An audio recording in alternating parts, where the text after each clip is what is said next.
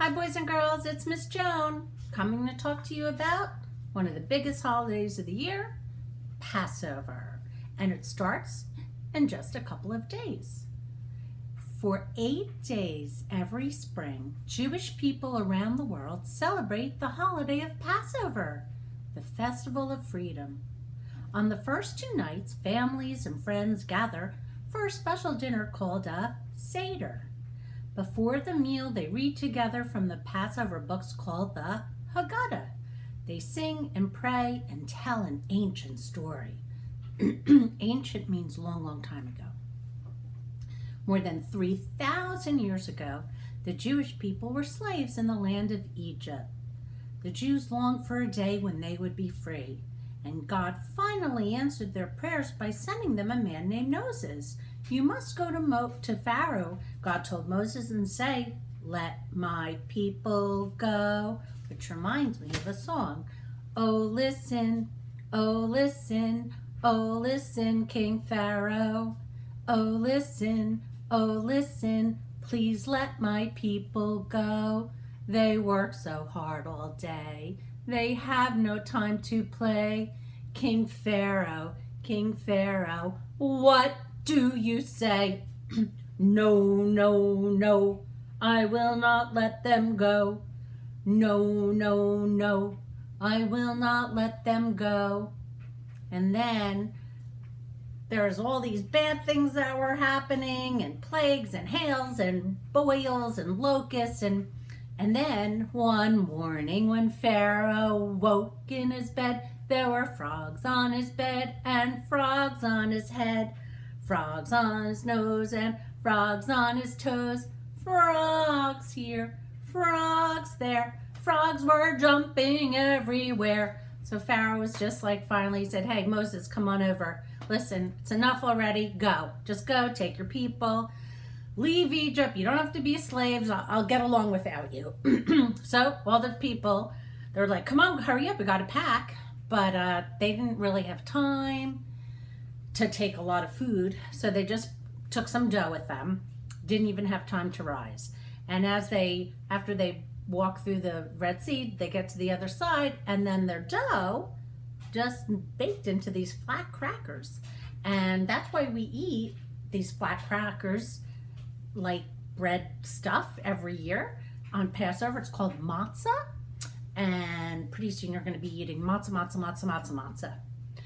So that is sort of the summarized version of the story of Passover.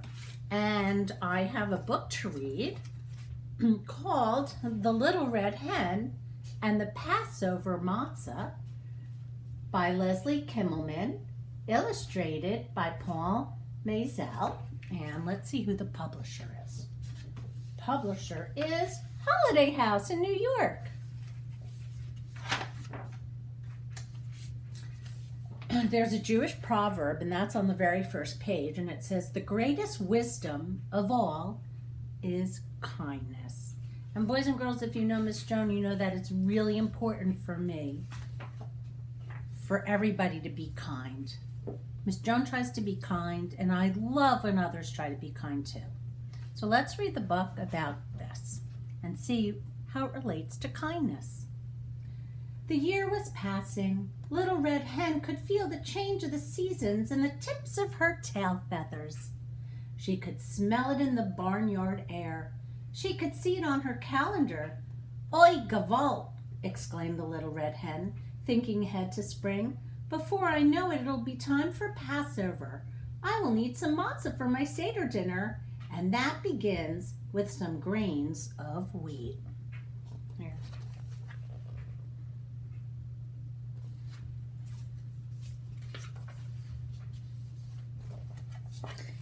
In a corner of the chicken coop, the Little Red Hen kept a small pile of grains, safe from the wind and water.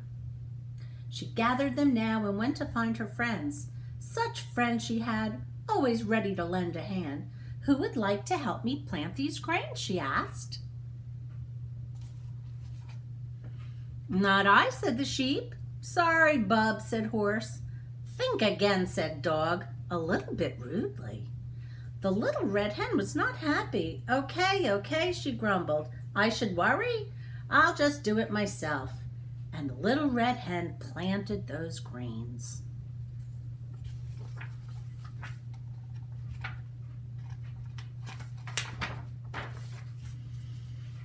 Months passed. The sun shone, the rain fell, and the grain grew tall. The little red hen waited patiently, and finally there was a field of wheat ready to be harvested. The little red hen went to find her friends. This time she was sure they'd lend a hand. Who will help me cut the wheat? She asked. Not I, said the sheep. Sorry, Bub, said the horse. Think again, said Dog, a little bit rudely. We're your friends, not your servants. The little red hen was definitely not happy. Frenchman, she muttered, I'll just do it myself. And the little red hen cut the wheat.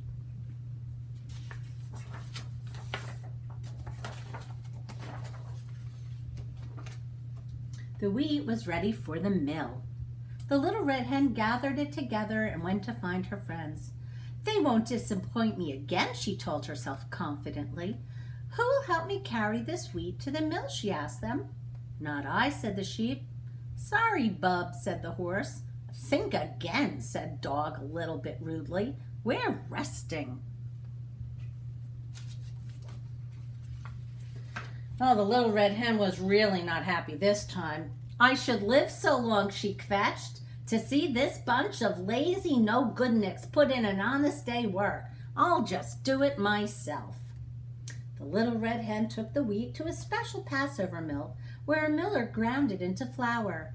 Then she schlepped that flour back home in a big heavy sack, clucking to herself all the way.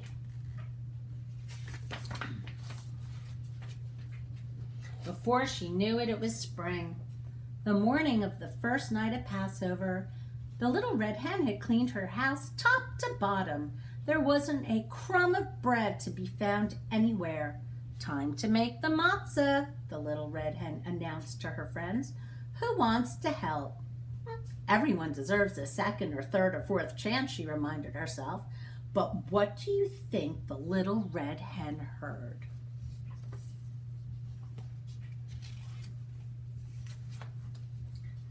Not I, said the sheep. Sorry, Bub, said the horse. Ha ha, laughed Dog, more than a little bit rudely. Think again. The little red hen was not happy. She was not surprised either. Okay, okay, she said. So I should starve? I'll just make it myself. The little red hen washed up carefully. She put a big bowl on the kitchen table. Then she set her timer. According to Jewish law, Passover matzah had to be finished in just 18 minutes. The little red hen mixed the flour and water quickly, quickly, quickly. She kneaded it quickly, quickly, quickly. She rolled it out nice and flat quickly, quickly, quickly. She pricked it all over quickly, quickly, quickly. And she put it into the oven to bake. Ding! The matzah was ready just in time. Then the little red hen prepared the Seder dinner. She boiled eggs, simmered soup, and mixed gefilte fish. She washed parsley, chopped apples and nuts, and stirred batter for a cake. Finally, she set the table, putting a beautiful Passover Haggadah at each place and an extra chair for Elijah the prophet, should he come, God willing. She finished with a covered plate of homemade matzah. The little red hen sat in a chair and waited, and when the sun began to set in the evening sky, there was a knock on the door. Guess who was standing there? Bah, nay, woof. We're famished, they told the little red hen. What's for dinner? You've got to be kidding, scolded little red hen. What chutzpah! You didn't help me plant the grains when I asked you. You didn't help me harvest the wheat or carry it to the mill or take it back home again. You didn't even help me bake the matzah. So tell me, why should I share my Seder with the likes of you?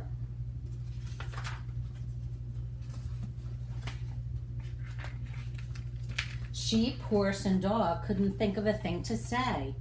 The little red hen was right. They hadn't been very good friends.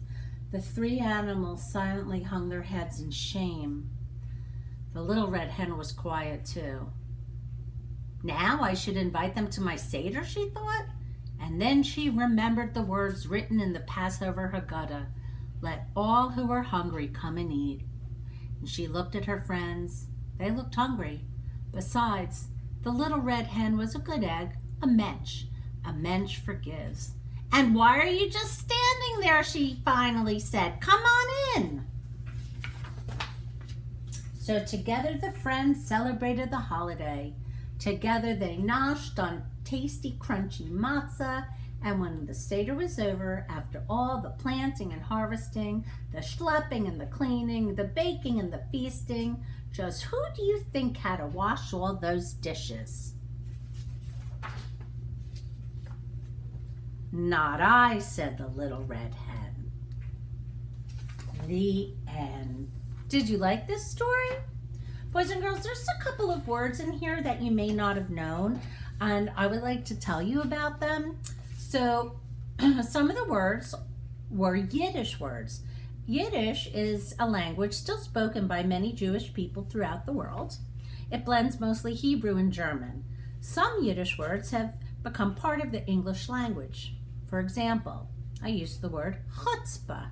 Can you say that? Chutzpah? Chutzpah means guts, daring, nerve, usually in a bad sense. Another Yiddish word was kvetch. Can you say kvetch? Let's hear you. Kvetch. Kvetch means to complain or gripe all the time. The next word, and one of my favorite, is mensch. Let me hear you say mensch. Mensch. Mensch is a decent person, somebody who's very good. I want all of you boys and girls to grow up to be mensches. You could even be a mensch right now. Another word is nosh. Let me hear you say it. Nosh. Nosh means to eat or snack. I bet boys and girls are doing a lot of noshing now that we've been home in our houses for such a long time. Here's another Yiddish word, oi gewalt. It's an expression of dismay or annoyance, something like, "Oh, for Pete's sake." Alternatively, people say oy vey or just oi. But let me hear boys and girls say oi gewalt or oi vey or just oi. And the last Yiddish word that we used in the story was called schlepp. Can I hear you say schlepp? Schlepp means to drag or haul. Remember, Little Red Hen had to schlepp all the, when they made the wheat into the flour, she had to schlepp it. And boys and girls, that is the end of today's lesson on Passover, which is our holiday coming up in a few days. Boys and girls, see you next time. Bye-bye.